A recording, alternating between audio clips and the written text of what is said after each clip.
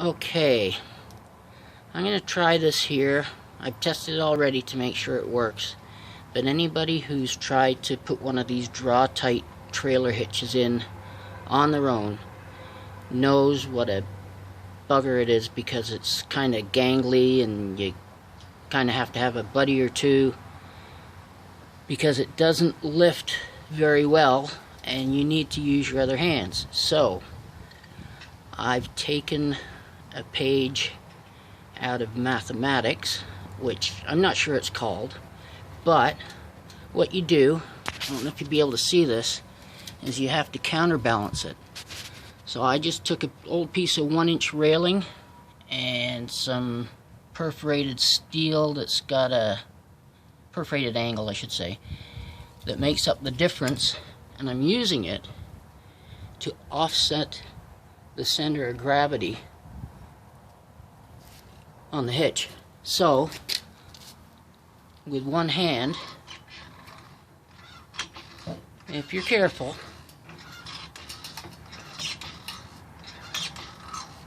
you can just raise the hitch up to where you need it,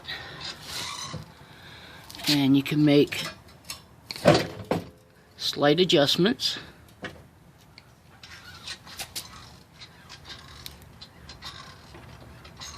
And once you've got it almost up into place, like that, you can check your clearances for the front of the hitch bracket to this hanger thingy here. It's got to be in front of it. So you just keep pushing, take your time, and eventually you get to about the top of the stroke on the jack, and it should just about be right. And this is what it looks like